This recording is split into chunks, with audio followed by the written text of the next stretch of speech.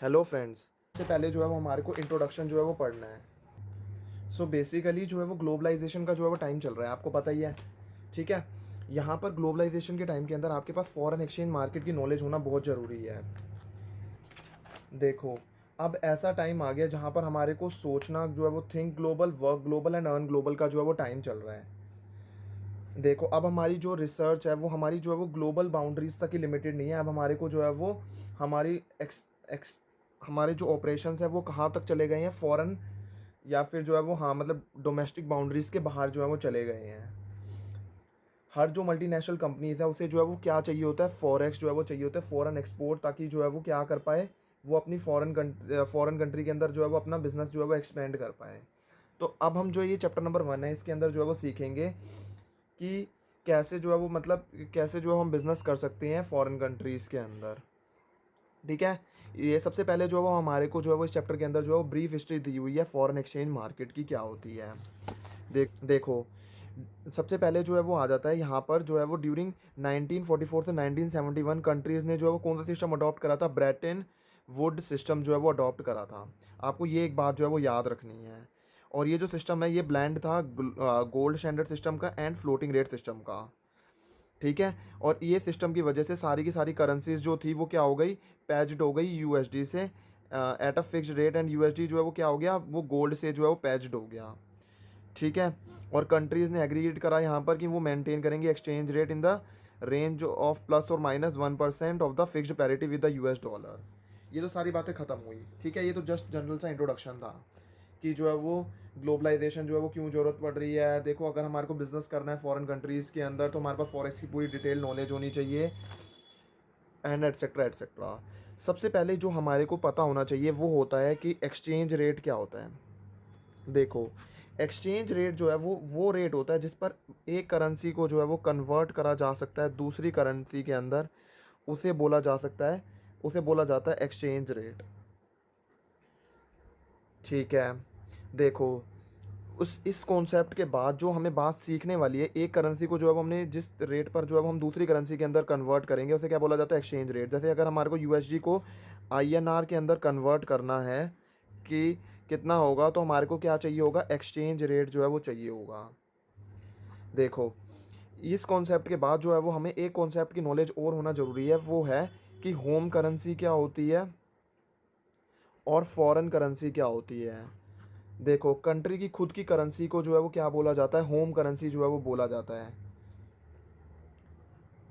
जैसे मान लो जिस कंट्री के रिस्पेक्ट में बात हो रही है उसे क्या बोला जाता है, होम करेंसी बोला जाता है। जैसे इंडिया है, इंडिया के लिए क्या है, आईएनआर कह लो और रुपीज़ कह लो, वो क्या है, इंडिया के लिए होम करेंसी है। मतलब जिस कंट्री के रिस्पेक्ट में हम बात कर रहे हैं, इंडिया के लिए तो आईएनआर और रुपीज़ हो गई। अगर मैं यूएसए की बात करूं तो ये क्या हो जाती है, यूरो। और यूरो ऐसे जो है वो इसका सिंबल आ जाता है, सिंबल। और ये जो है वो आईएसडी कोड है, आईएसओ कोड है। ठीक है, ये हो गया सारा हमारा होम करेंसी क्या होता है। अब हमारे को जो है वो सीखना है कि फॉरेन करेंसी क्या होती है। देखो, किसी भी कंट्री के अंदर कोई भी currency other than home currency उसे क्या बोला जाता है, कोई भी करेंसी होगी होम करेंसी के अलावा वो क्या बोली जाती है, फॉरेन करेंसी। जैसे इंडिया के अंदर, इंडिया के लिए डॉलर, येन, यूरो, पाउंड, ये सारी की सारी क्या है, फॉरेन करेंसी है। तो ये हमने सीख लिया कि फॉरेन करेंसी क्या होती है, होम करेंसी क्या होती है, एक्सचेंज रेट क्या होता है। इसके बाद जो है हमारे को जो है वो जिस चीज़ की नॉलेज होनी चाहिए वो होता है हमारे पास स्पॉट एक्सचेंज रेट। देखो, स्पॉट एक्सचेंज रेट वो रेट होता है जो कि कौन कोट कर रहा है, बैंक कोट कर रहा है, कि ताकि वो बाय और सेल कर पाए फॉरेन करेंसी जो भी है, यूरो या कोई भी है। इंडिया के लिए जो सारी की सारी फॉरेन करेंसीज़ हैं, ठीक है, अभी मैं इंडिया के रिस्पेक्ट में बात कर रहा हूँ, तो ये सारी की सारी फॉरेन करेंसी को किस रेट पर ख़रीदा और बेचा जाए टुडे, आज, आज किस रेट पर जो है वो एक्सचेंज, मतलब वो बाय और सेल करा जा सकता है, उसे बोला जाता है स्पॉट एक्सचेंज रेट। तो फॉरेन एक्सचेंज रेट क्या होता होगा। देखो, फॉरेन एक्सचेंज रेट का वो रेट होता है जो कि बैंक कोट करता है कि आप इस रेट पर बाय और सेल कर सकते हो फॉरेन करेंसी को, आज नहीं, कौन सी डेट पर, फ्यूचर डेट पर जो है वो कर सकते हो। इन शॉर्ट अगर मैं बोलूँ तो स्पॉट रेट जो होता है वो रेट कौन कोट करता है, बैंक। और रेट कब कोट करा जाता है, आज ही के दिन कोट करा जा रहा है। लेकिन फॉरेन रेट कौन सा होता है, वो रेट होता है जो बैंक कोट कर रहा है, लेकिन वो भी टुडे कोट करा जा रहा है, और इसके अंदर कॉन्ट्रैक्ट एंटर्ड भी टुडे हो रहा है, इसके अंदर भी कॉन्ट्रैक्ट एंटर टुडे हो रहा है, लेकिन यहाँ पर पेमेंट जो है वो कब एक्सचेंज होगी, यहाँ पर टुडे आज के दिन जो है वो पेमेंट एक्सचेंज होगी, और यहाँ पर किसी फ्यूचर डेट पर जो है वो पेमेंट जो है वो एक्सचेंज होगी। देखो इस सभी के बाद जो है वो ना हमारे को एक चीज़ और पता होनी ज़रूरी होती है, वो होता है कि हमारे पास वन वे एक्सचेंज कोड क्या होता है और जो है वो टू वे एक्सचेंज कोड क्या होता है। वन वे एक्सचेंज कोड होता है एक, और एक हमारे पास होता है टू वे कोड्स होता है। देखो वन वे एक्सचेंज कोड्स वो कोड्स होते हैं जहाँ पर आस्क और बिड रेट जो है वो क्या होता है, सेम होता है। आस्क एंड बिड रेट जो है वो सेम होता है, उसे बोला जाता है वन वे को, वन वे जो है वो कोड्स बोला जाता है। और टू वे कोड जो यहाँ पर बिड और आस्क रेट जो है वो डिफरेंट होता है, उसे बोला जाता है टू वे कोड। अब जो है सवाल आता है कि आस्क क्या होता है और बिड क्या होता है। देखो बैंक के जो बाइंग रेट होता है ना, जिस रेट पर बैंक जो है वो बाय करता है बेस करेंसी को, उसे बोला जाता है बिड रेट। और जिस रेट पर जो है बैंक सेल करता है बेस करेंसी को, उसे क्या बोला जाता है, आस्क रेट जो है वो बोला जाता है। अब जो है वो बेस करेंसी क्या होती है, सवाल तो ये आता है बेस करेंसी। बेस करेंसी का मतलब है अंडरलाइंग एसेट जो है उसकी जो वो होती है, उसे क्या बोला जाता है, बेस करेंसी बोला जाता है। और जो काउंटर करेंसी होती है उसे बोला जाता है कोट करेंसी। जैसे अगर मैं आपके पास जो है वो एग्जांपल लूँ, यूएसजी और यूएसजी आईएनआर जो है वो 68.90 है। तो इस केस में ये जो यूएसडी है ये क्या है, ये बेस करेंसी है। और मतलब जिस एसेट को बेचा या ख़रीदा जा रहा है ना, उसे बोला जाता है अंडरलाइंग एसेट। ठीक है, ये बेस करेंसी हो गई। और जो है वो ये कौन सी करेंसी होती है, कोटेशन करेंसी होती है। तो आपको पता होना चाहिए कि अंडरलाइंग एसेट क्या होता है। जिस एसेट को बेसिकली ख़रीदा और बेचा जा रहा है ना, वो होता है अंडरलाइंग एसेट। और जो है वो काउंटर करेंसी को जो है वो हम कोटेशन करेंसी भी बोलते हैं। तो जिस अंडरलाइंग एसेट का मतलब आपने सीख लिया, बेस करेंसी का मतलब आपको समझ में आ गया। अब जो है क्या नाम है, तो बैंक जिस रेट पर जो है वो बेस करेंसी को बाय करता है उसे क्या बोला जाता है, बिड रेट बोला जाता है। और जिस रेट पर बैंक जो है वो सेल करता है बेस करेंसी को, उसे क्या बोला जाता है, आस्क रेट बोला जाता है। बैंक जो है वो हमेशा जो है वो क्या करता है, बैंक जो है वो हमेशा जो है वो बाय करता है चीपर, और सेल क्या करता है, ज़्यादा पर जो है वो सेल करता है। क्योंकि बैंक जो है वो चैरिटी के लिए तो बैठा नहीं है, इसीलिए देखो ये देखो।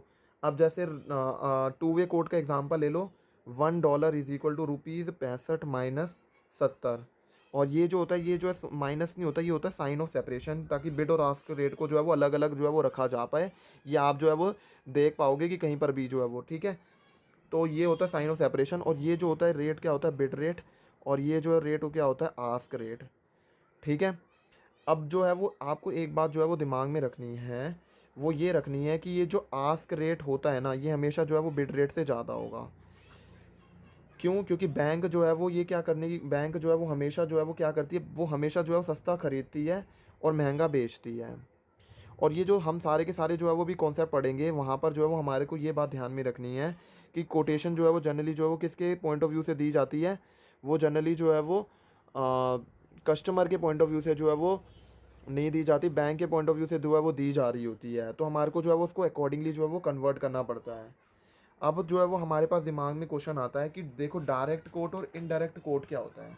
हमने पढ़ लिया बिड रेट और आस्क रेट जो है वो पढ़ लिया। अब जो है वो हमारे को पढ़ना होता है कि direct quote and indirect coat क्या होता है। देखो डायरेक्ट कोट और इनडायरेक्ट कोट जो है वो ये जानने के लिए हमारे को जो है वो ये पता होना चाहिए कि होम करेंसी का मतलब पता होना चाहिए, फॉरेन करेंसी का मतलब पता होना चाहिए, वो हमारे को पता है। देखो अगर डायरेक्ट जैसे रुपीज़ बाय डॉलर जो है वो अगर मान लो 70 रुपये दे रखा है, और अगर ये जो 70 रुपये है, ये हमें ये देखना है कि ये जो 70 है वो क्या है, ये INR है या फिर ये USD है। अगर ये जो है 70 रुपये INR है, और अगर हमारी जो रुपी INR है वो हमारी होम करेंसी है, तो ये रेट जो है वो हमारे लिए क्या बन जाएगा, डायरेक्ट कोट जो है वो बन जाएगा।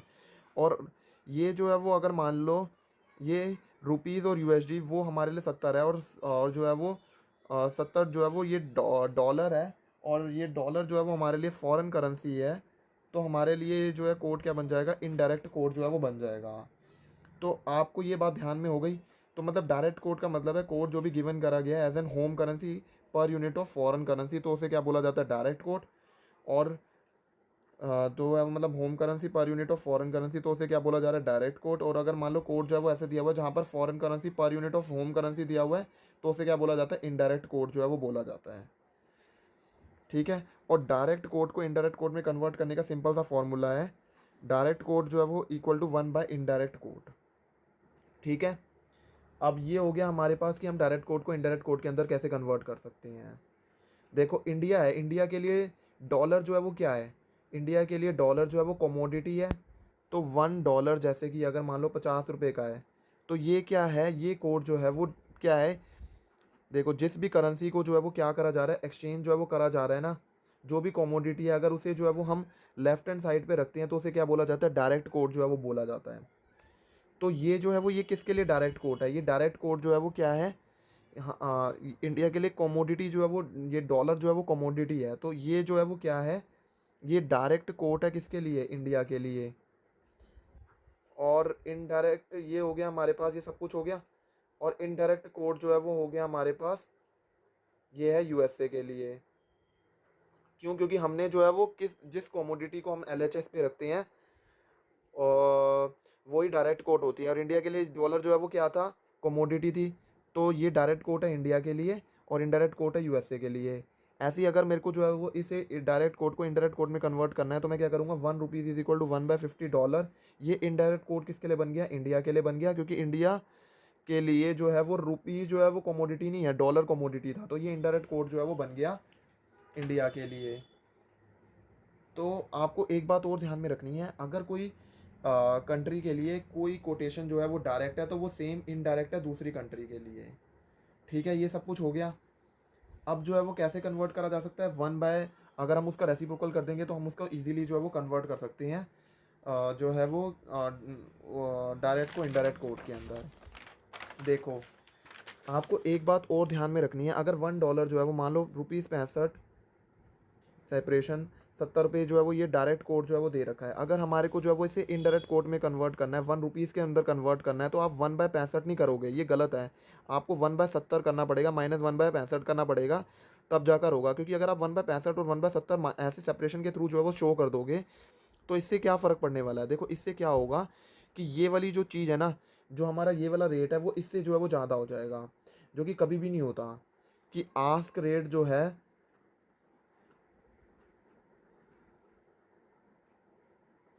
वो कभी भी जो है वो बिड रेट से कम नहीं होता। लेकिन अगर ऐसा हम करेंगे तो क्या हो जाएगा, बिड रेट जो है वो ज़्यादा हो जाएगा और आस्क रेट कम हो जाएगा, जो कि ऐसा नहीं होना चाहिए। आस्क रेट हमेशा जो है वो बिड रेट से कम होता है। ठीक है। तो एक सेकेंड मैं आपको और बता रहा हूँ। तो मैं जैसा बोल रहा हूँ कि ये जो होता है ये आस्क रेट होता है, और ये जो होता है ये कौन सा होता है, बिड रेट होता है टू वे कोट के अंदर। और ये वाला रेट हमेशा इस रेट से जो है वो क्या होना चाहिए, ज़्यादा होना चाहिए। ये वाला रेट जो है वो कभी भी इस रेट से ज़्यादा नहीं हो सकता। तो रेसिप्रोकल टू वे कोट्स के अंदर आपको केयरफुली जो है वो करना होता है। इसके बाद जो है वो आ जाता है कि हमारे पास क्रॉस रेट क्या होते हैं। देखो क्रॉस रेट्स क्या होते हैं, जैसे मान लो हमारे को जो है वो चाहिए कि हम गए मार्केट के अंदर, हम जो है वो देखा डीलर के पास गए, हमारे को चाहिए था INR/GBP चाहिएगा था रेट। ठीक है। लेकिन हमारे पास जो है वो INR बाय जो है वो USD का दे रखा था, और USD और GBP का रेट जो है वो दे रखा था। तो हम जो है वो कैसे जो है वो INR/GBP का रेट निकाल सकते हैं, हम जो है वो कैसे निकाल सकते हैं, INR/GBP का रेट कैसे निकाला जाता है, हम जो है वो क्या कर देंगे, INR/USD है, इसको अगर हम जो है वो इसकी ये वाली करेंसी से जो है वो क्रॉस कर देंगे तो हमारे पास क्या आ जाएगा, क्रॉस रेट आ जाएगा। ये तो सिंपल सा रूल है, ये USD से USD कट जाएगा और INR/GBP हमारे पास जो है वो रेट आ जाएगा। ये होता है हमारे पास क्रॉस रेट। ठीक है। तो हमने जो है वो क्या पढ़ लिया, ब्रीफ हिस्ट्री पढ़ ली कि फॉरेन एक्सचेंज मार्केट की क्या थी। हमने जो है वो देखो दो कॉन्सेप्ट जो है वो और सीखने वाले होते हैं फॉरेन एक्सचेंज मार्केट के अंदर। एक होता है मेरे पास सिंबल और एक होता है ISO कोड। देखो जैसे रुपीज़ है, डॉलर, येन, यूरो, ये सारे के सारे क्या हैं, सिंबल्स हैं।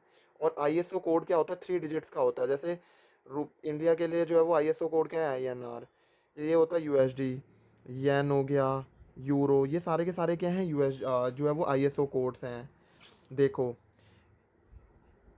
4 मेजर करेंसीज़ पेयर्स जो है वो आपको एटलीस्ट जो है वो याद होने ही चाहिए कि 4 मेजर करेंसी जो है वो पेयर्स कौन-कौन से होते हैं।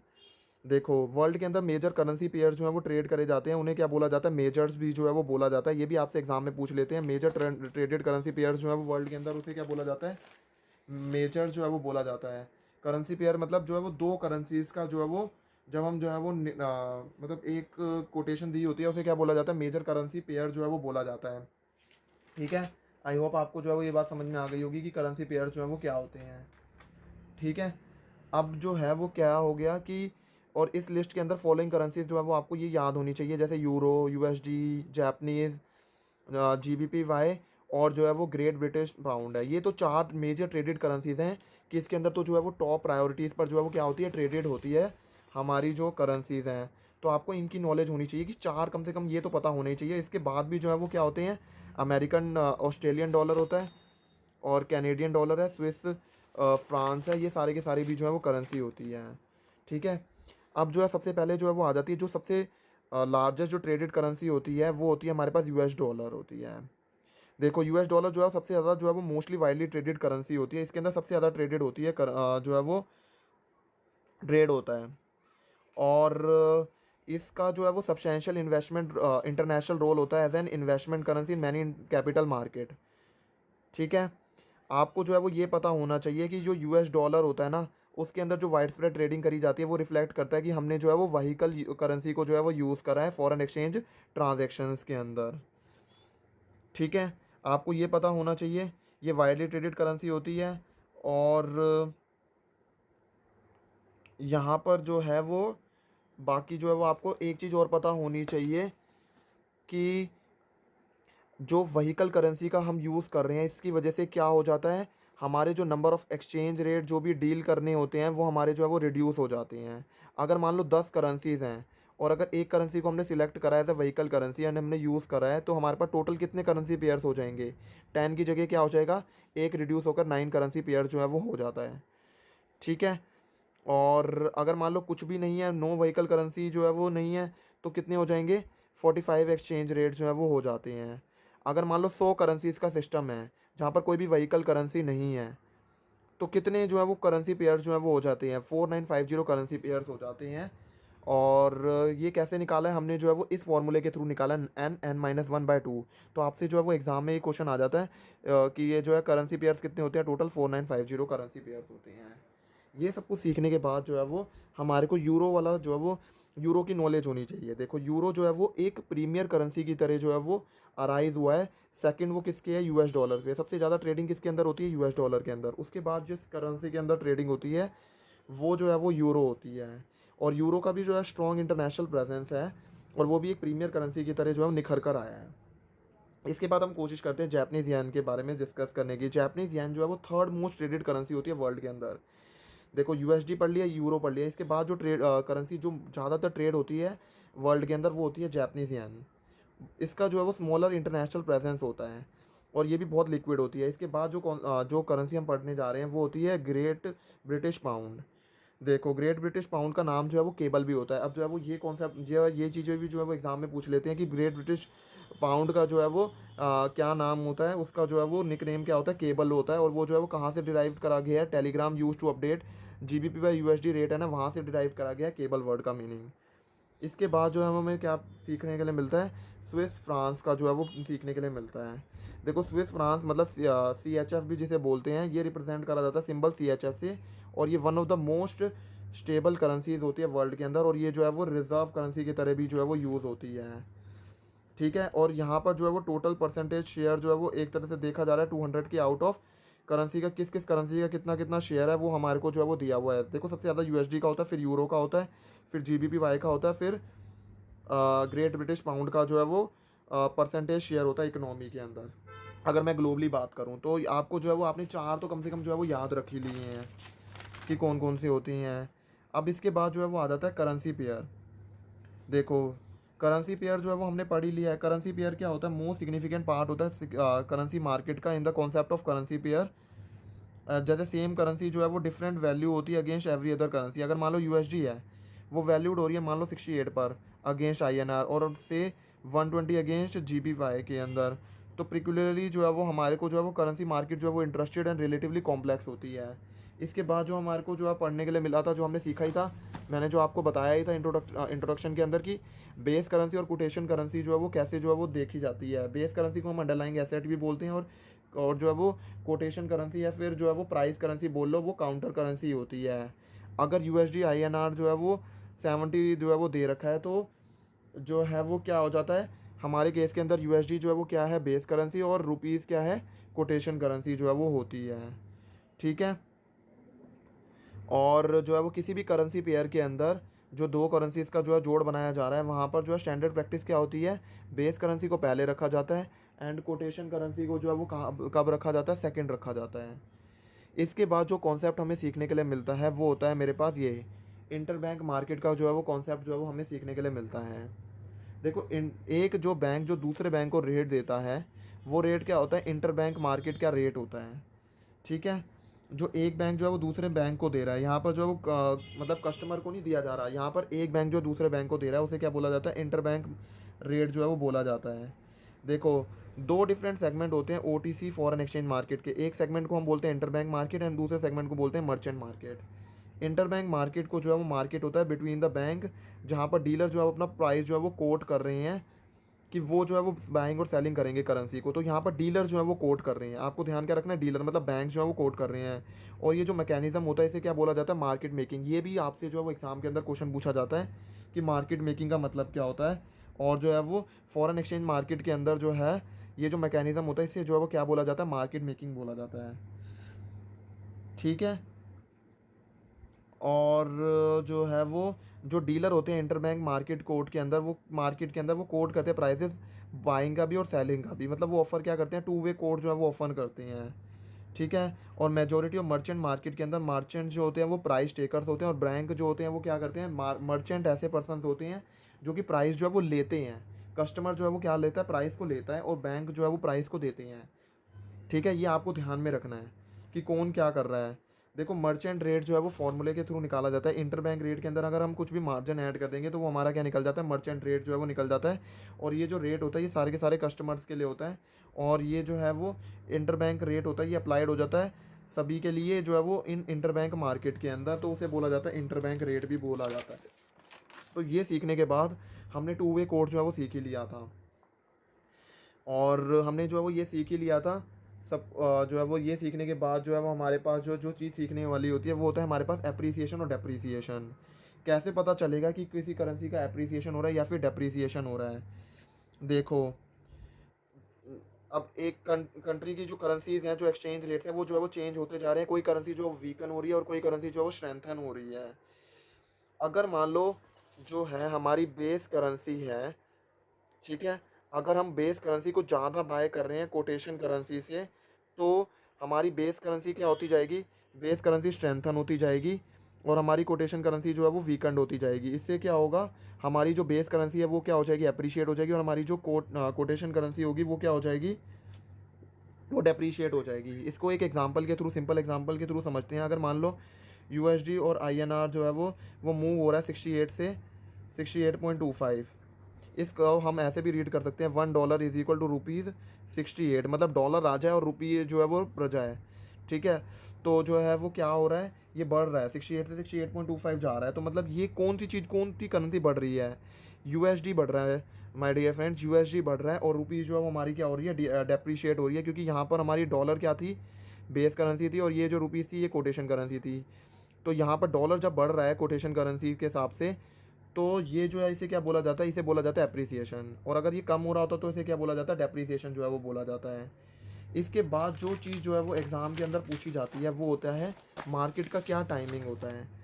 देखो, इंडिया के अंदर ओटीसी मार्केट होता है, ये ओवर द काउंटर, जो कि हम पढ़ेंगे फॉरवर्ड कॉन्ट्रैक्ट के अंदर जो है वो ट्रेडिंग जो है वो ओवर द काउंटर करी जाती है। वो ओपन होता है 9 से 5 बजे तक, लेकिन जो मर्चेंट जो मार्केट होती है वो ओपन होती है 9 से 4:30 बजे तक। तो आपको ये वर्ड्स भी याद रखने हैं, ये टाइमिंग्स क्या होते हैं, ये भी जो है वो क्वेश्चंस के अंदर जो है वो पूछ लिया जाता है। और यहाँ पर जो लास्ट हाफ एन आवर होता है मर्चेंट मार्केट के अंदर, वो होता है कि इंटर बैंक की डीलिंग जो है वो करी गई है, बैंक्स के वो स्क्वायर ऑफ कर पाएँ अपनी पोजीशन को। अगर बाय करा सेल, सेल करा तो बाय के साथ काट कर ख़त्म करा जा पाए। ठीक है। इसके बाद जो कॉन्सेप्ट सीखने के लिए मिलता है वो होता है प्राइस बेंचमार्क। दो प्राइस बेंचमार्क होते हैं जो ओटीसी मार्केट के अंदर जो है वो यूज़ करे जाते हैं। आईबीआर जो है वो क्या होता है, इंटर बैंक रेट होता है जो बैंक को अवेलेबल होता है इंटर बैंक मार्केट के अंदर, और वो डिफर होता है बैंक टू बैंक जो है वो क्या होता है, वो डिफर होता रहता है। अगर हमारे को स्मॉल वैल्यू ट्रांजेक्शन जो है वो देखनी है तो इंटर बैंक रेट को आपकी नॉलेज होनी चाहिए कि ये प्राइस जो है वो अवेलेबल होता है बैंक्स को इंटर बैंक मार्केट के अंदर, जहाँ पर दो बैंक जो है वो डील कर रही हैं। और स्मॉल वैल्यू ट्रांजेक्शन्स क्या होती है, जहाँ पर बैंक जो है वो पब्लिश करता है एक स्टैंडर्ड प्राइस जो है वो एक डे के अंदर स्टैंडर्ड प्राइस जो है वो बताता है, और उसे जो है वो कार्ड रेट भी बोलते हैं। लेकिन ये कौन सी ट्रांजेक्शन्स के लिए होता है, स्मॉल वैल्यू ट्रांजेक्शन्स के लिए होता है। तो हमने यहाँ पर सीख लिया प्राइस बेंचमार्क्स का जो है वो कॉन्सेप्ट सीख लिया। प्राइस डिस्कवरी क्या होता है, देखो प्राइस डिस्कवरी का मतलब है यहाँ जिस प्रोसेस के अंदर जहाँ पर हम एक इक्विलिब्रियम प्राइस जो है वो डिटरमाइन करते हैं ना, मतलब एक स्टैंडर्ड प्राइस जो डिटरमाइन करते हैं उसे क्या बोला जाता है, प्राइस डिस्कवरी जो है वो बोला जाता है। ठीक है। और जो है वो ये हो गया हमारे पास। अब जो रेफरेंस रेट जो भी है यूएसडी आईएनआर का और अदर मेजर करेंसीज का, वो कैसे कंप्यूट करा जाता है, वो जो है वो फिबाइल के थ्रू जो है वो कंप्यूट करा जाता है। आपको जो है वो ये जो है वर्ड का जो है वो क्या मतलब जो है पूरा जो है वो फुल फॉर्म याद होनी चाहिए, क्योंकि ये जो है वो ये भी एमसीक्यू के अंदर पूछा जाता है। और इसकी फुल फॉर्म जो है वो क्या है, financial benchmarks India private limited. और ये जो फिबाइल है ये इसको किसने जो है वो इसको रिकॉग्नाइज, किसने इसको दर्जा दिया है, रिजर्व बैंक ऑफ इंडिया ने जो है वो इसे दर्जा दिया हुआ है as an independent benchmark administrator की तरह जो है वो इसका दर्जा दिया हुआ है। ठीक है। फिबाइल को रिकॉग्नाइज किसने करा, रिजर्व बैंक ऑफ इंडिया ने। डेट कौन सी डेट को, जुलाई 10 2018। वैसे तो आपको ये डेट जो है वो याद रखने की जरूरत नहीं है। ठीक है। और ये जो है वो कैलकुलेट करा जाता है, डिफरेंट डिफरेंट करेंसी पेयर्स है उसके लिए जो है वो कैलकुलेट जो है वो करा जाता है। और यहाँ पर हम जो है वो इलेक्ट्रॉनिक प्लेटफॉर्म्स के अंदर कन्वर्ट मतलब कैलकुलेट वगैरह करा जाता है, और प्ले जो कि टेक प्लेस हो रहा है 11:30 से 12:30 बजे तक ऑन ईच वर्किंग डे। और 15 मिनट का रैंडम टाइम पीरियड जो है जनरेट करा जाता है 1 आवर विंडो के अंदर। और जो ट्रांजेक्शन जो भी 15 मिनट के टाइम पीरियड की होगी वो कैलकुलेट करी जाएगी यूएसडी आईएनआर रेफरेंस रेट के लिए। और थ्रेशोल्ड क्राइटेरिया जो है वो 10 ट्रांजेक्शन जो भी एग्रीगेटेड है यूएसडी 25 मिलियन का। तो आपको ये बात ध्यान में रखनी है कि जो है वो कितना मतलब एग्रीगेट मतलब कितना होता है 25 मिलियन का। ये भी आपसे एग्जाम के अंदर जो है वो एमसीक्यू पूछा जाता है कि जो थ्रेशोल्ड क्राइटेरिया है 10 ट्रांजेक्शन का, वो एग्रीगेट कितना हो रहा है। तो एग्रीगेट होता है वो यूएसडी 25 मिलियन का, वो रिक्वायर्ड होता है रेफरेंस रेट कैलकुलेट करने के लिए। और जो है वो A plus minus 3 H D rule जो है वो अप्लाई करा जाता है ये सारी चीज़ें सारी की सारी कैलकुलेशंस करने के लिए। ठीक है। और जो ये रेफरेंस रेट्स हैं ये कहाँ पर पब्लिश करे जाते हैं, ये फिबाइल की वेबसाइट पर पब्लिश करे जाते हैं। और वेबसाइट जो है वो कैसी है, www.fibail.org.in। और सारे वर्किंग डेज पर जो है वो रेट जो है वो कोट करा जाता है, लेकिन कौन सी डेज पर नहीं करा जाता, सैटरडे और संडे पर। और बैंक जो हॉलीडेज़ जो मुंबई के अंदर बैंक हॉलीडेज़ होती हैं उस पर नहीं है वो कम नहीं जो है वो कोट करा जाता। और जो रेफरेंस रेट होता है वो यूएसडी के लिए भी होता है, यूरो जीबीपी के लिए वो पब्लिश करा जाता है। 1 unit of USD, euro, GBP, इन सभी के लिए जो है वो क्या करा जा रहा है, कंप्यूट करा जाता है। देखो जो क्या नाम है, ये जो रेफरेंस रेट जो यूएसडी आईएनआर ईयूआर अगर मान लो ईयूआर आईएनआर का दे रखा है, जीबीपी आईएनआर का दे रखा है, तो वो 4 डेसिमल प्लेसेस तक जो है वो कोड करा जाएगा। और अगर जीपीवाई आईएनआर का है तो वो 2 डेसिमल प्लेसेस तक जो है वो कोड करा जाता है। तो आपको ये भी बात जो है वो याद रखनी पड़ेगी। ठीक है। इसके बाद जो कॉन्सेप्ट हमारे को जो है वो सीखने के लिए मिलता है वो होता है सेटलमेंट डेट, या फिर वैल्यू डेट भी जिसे हम बोलते हैं, वो कॉन्सेप्ट हमारे को सीखने के लिए मिलता है। ठीक है। अब जो है वो सेटलमेंट करने के दो तरीके होते हैं, एक होता है ग्रॉस सेटलमेंट और एक होता है नेट सेटलमेंट। ग्रॉस सेटलमेंट का मतलब क्या है, जहाँ पर हर जो काउंटर पार्टी है ना, एक होगा बायर और एक होता है सेलर। जो बायर और सेलर है ना वो एक्सचेंज करेंगे गुड्स को, जो भी ट्रेडेड करा है मैच्योरिटी पर उसको जो है वो लेन देन कर लेंगे। जैसे मैंने किसी और के साथ जो है वो कोई ट्रेड करा और मैच्योरिटी आ गई, ठीक है, मैच्योरिटी पर हम जो है वो क्या करेंगे, अपना जो है वो फाइनल सेटलमेंट करेंगे कॉन्ट्रैक्ट का, उसे बोला जाता है ग्रॉस सेटलमेंट। लेकिन एक तरीका और भी होता है जहाँ पर जो है वो डिफरेंस इन वैल्यू को जो है वो सेटल करा जाता है, जिसे बोला जाता है नेट सेटलमेंट। जैसे मेरे को जो है वो किसी और से पैसे मिलने हैं, ठीक है, मैं किसी और से खरीदूंगा और मैं जो है आगे जाके किसी और को बेचूंगा। मैंने जो है वो सामने वाले पर्सन से जो है वो ट्रांजेक्शन कर लिया, मैंने कहा कि क्या ये लेन देन करना, से आप सीधी बात है, एक काम करते हैं, देखो मैं तेरे 100 रुपये में खरीदूंगा और 120 रुपये में बेचूंगा, तो एक काम कर सीधा जो है वो मुझे 20 रुपये देते, ताकि जो है हमारा सेटलमेंट हो जाए। इसे क्या बोला जाता है, नेट सेटलमेंट जो है वो बोला जाता है। तो आपको पता होना चाहिए कि 2 सेटलमेंट होते हैं, ग्रॉस सेटलमेंट और एक नेट सेटलमेंट। देखो अब सबसे पहले आ जाता है कि सेटलमेंट डेट क्या होती है। ओटीसी मार्केट जो over the counter currency market होती है, वहाँ पर सेटलमेंट डेट ही हमारी वैल्यू डेट होती है। वैल्यू डेट और ट्रेड डेट जो है वो आपस में डिफरेंट होती है, आपको ये दोनों कॉन्सेप्ट को जो है वो लिंक नहीं करना। ट्रेड डेट और वैल्यू डेट अलग अलग होती हैं। अब जो सेटलमेंट होता है किसी भी ट्रांजेक्शन का, अगर सेटलमेंट हो रहा है तो अगर मान लो कोई भी जो है वो ट्रांजेक्शन जो है वो करी गई है, और जहाँ पर काउंटर पार्टीज़ हैं, बायर और सेलर जो हैं, वो जब वो एक्चुअली जो है वो एक्सचेंज कर रहे हैं ना, जिस डेट पर वो एक्चुअली जो है वो अपनी करेंसीज को एक्सचेंज कर रहे हैं, उस डेट को क्या बोला जाता है, वैल्यू डेट जो है वो बोला जाता है। ठीक है। और मोस्ट इंपॉर्टेंट वैल्यू डेट कौन सी होती है, स्पॉट वैल्यू डेट होती है, जो कि जो है वो कब जो है वो निकाली जाती है, 2 बिजनेस डेज के बाद में जो निकाली जाती है, उसे क्या बोला जाता है, स्पॉट वैल्यू डेट भी बोला जाता है। ठीक है। और देखो ये जो है वो 2 बिजनेस डेज क्यों लिए जाते हैं स्पोर्ट वैल्यू डेट निकालने के, देखो ये गुड क्वेश्चन है कि जो है वो क्यों 2 बिजनेस डेज लिए जाते हैं, क्योंकि हमारा जो जनरली जो सेटलमेंट है ना, वो 2 डिफरेंट सेंटर्स पर हो रहा है, और उसके अंदर हो सकता है कि जो है वो 2 डिफरेंट हॉलीडेज़ का जो है वो गैप रहे, तो इसलिए जो है वो दो दो डेज का जो है वो टाइम गैप जो है वो लिया जाता है। ठीक है। अब जो स्पॉट वैल्यू डेट होता है ना, उसको क्या मतलब उसको डिफाइन कैसे करा जा सकता है, वो इसको हम बोल सकते हैं कि हमारा जो सेटलमेंट हो रहा है सेकंड बिजनेस डे पर। देखो ये भी एग्जाम के अंदर क्वेश्चन पूछा जाता है कि जो है वो क्या, कि आप बहुत सारे मॉक टेस्ट वगैरह करोगे जहाँ पर आपको पता चलेगा कि ये वाला क्वेश्चन भी पूछा गया कि सेटलमेंट अगर सेकंड बिजनेस डे पर करा गया है तो उसे क्या बोला जाता है, उसे बोला जाता है ये कि हमारे पास स्पॉट वैल्यू डेट जो है वो क्या होती है। करेक्ट डेफिनेशन जो है वो हमने पढ़ ली कि स्पॉट वैल्यू डेट क्या होती है। देखो इसके बाद जो है ना, मैं आपको बता देता हूँ, अगर मान लो कोई भी ट्रांजैक्शन जो है स्पॉट वैल्यू डेट से पहले हो रही है, तो वो जो है वो ट्रांजैक्शन जो है वो, सो बेसिकली अगर मान लो हमारी कभी भी जो है वो ट्रांजैक्शन जो है वो रूटेड हो रही है और वो स्पॉट डेट से पहले रूटेड हो रही है, तो उसे क्या बोला जाता है, टॉम जो है वो बोला जाता है। तो देखो हम सीखने वाले हैं, मज़ा आएगा। देखो अगर मान लो कोई भी ट्रेड डेट है, एंड जिसे हम जो है वो कैश डेट भी बोलते हैं। देखो टॉम का मतलब क्या होता है, ये है मान लो टी, जिसे जो है वो ट्रेड डेट बोला जाता है। टी टॉम क्या होती है, T+1, और स्पोर्ट क्या होती है, T+2 जो है वो होती है हमारे पास स्पोर्ट रेट। और कोई भी जो डेट या फिर जो है वो स्पोर्ट डेट के बाद होगी, वो से क्या बोला जाता है, फॉरवर्ड डेट बोला जाता है। तो आपको आई होप ये सारे कॉन्सेप्ट जो है वो पूछे जाते हैं, ये इसके अंदर MCQs बने जाते हैं कि टॉम क्या होता है, स्पोर्ट क्या होता है, फॉरवर्ड डेट क्या होती है, ट्रेड डेट क्या होती है, कैश डेट क्या होती है, सारे के सारे कॉन्सेप्ट जो है वो पूछे जाते हैं। इसके बाद जो है वो हमारे पास आ जाता है कि over the counter forward market के अंदर क्या होता है। देखो over the counter forward market के अंदर क्या होता है, wait a second. Over the counter forward market के अंदर जो है वो हमने जो है ब्रीफली डिस्कस करा कि कोड जो है वो कैसे जो है वो करे जाते हैं।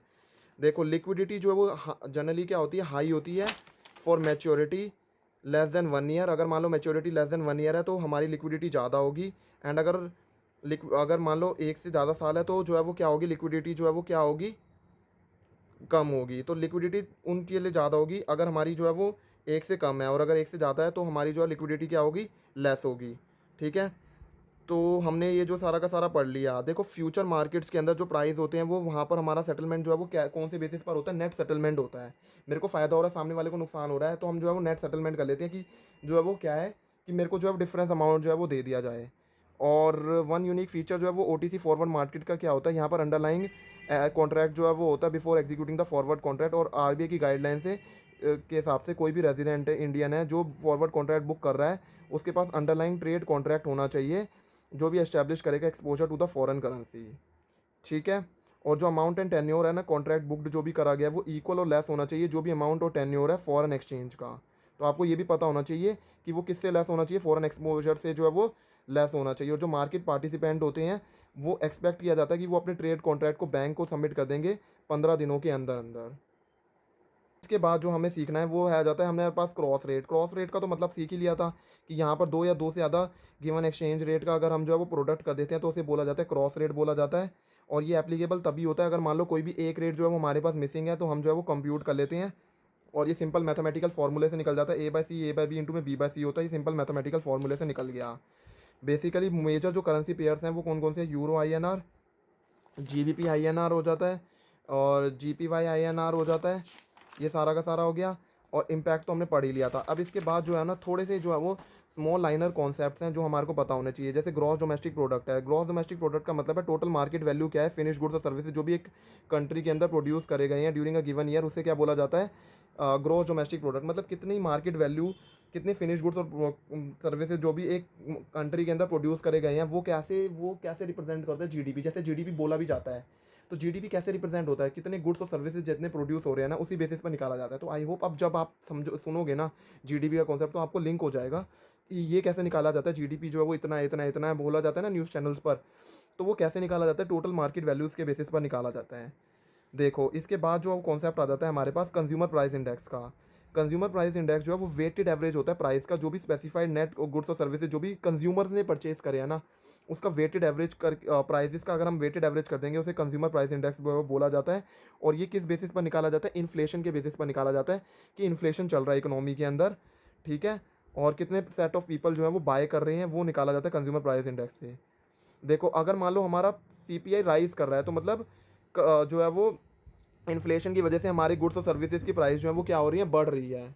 और इंडिया के अंदर ना रिजर्व बैंक ऑफ इंडिया ने जो है वो स्टार्टेड कर दिया यूजिंग सीपीआई को मेन मेजर की तरह जो है वो यूज़ करना जो है वो चालू कर दिया है। देखो एक होता है हमारे पास कॉन्सेप्ट नॉन फार्म पेरोल्स का, मतलब कितनी जॉब जो है वो ऐड हो रही है या फिर लॉस्ट हो रही है इकोनॉमी के अंदर ओवर द लास्ट मंथ, उसे क्या बोला जाता है, नॉन फार्म पेरोल्स बोला जाता है। और ये जो डाटा है ये कौन रिलीज़ करता है, यूएस जो है वो डाटा जो है वो ये यूएस डाटा जो है वो रिलीज़ कौन करता है, ब्यूरो ऑफ लेबर स्टैटिस्टिक्स जो है वो रिलीज़ करता है। अगर इंक्रीज़ हो रहा है मतलब जॉब जो है वो ऐड हो रही है और ये कंट्री के लिए अच्छा है। और जैसे अगर मान लो जैसे जनरली जो है वो कि जॉब जो है वो अगर मान लो रेंज हो रही है +10,000 से 2.5 लाख तक, तो ये एक अच्छा जो है वो माना जाता है। और FOMC की फुल फॉर्म भी होती है रिस्पॉन्सिबल फॉर की मैनेजमेंट अबाउट, ये जो है वो किस लिए रिस्पॉन्सिबल होता है, की डिसीजन अबाउट इंटरेस्ट रेट के लिए रिस्पॉन्सिबल होता है। और जो है वो इसकी फुल फॉर्म होती है फेडरल ओपन मार्केट कमेटी होता है, ठीक है। ये हमने सीख लिया। इसके बाद जो है वो हमारा यहाँ पर ये वाला चैप्टर जो है वो ख़त्म हो जाता है जहाँ पर हमने जो है वो बहुत अच्छे से सीखा introduction to the currency market. I hope आपको मज़ा आया होगा। अगर आपको मज़ा आया है और आपको ये वीडियो अच्छी लगी है तो वीडियो को लाइक करना मत भूलना और चैनल को सब्सक्राइब करना मत भूलना। Thank you everyone. इसके बाद जो है हम आगे के चैप्टर जो है वो आगे आने वाली वीडियोज़ के अंदर जो है वो हम कंटिन्यू करेंगे। Thank you everyone.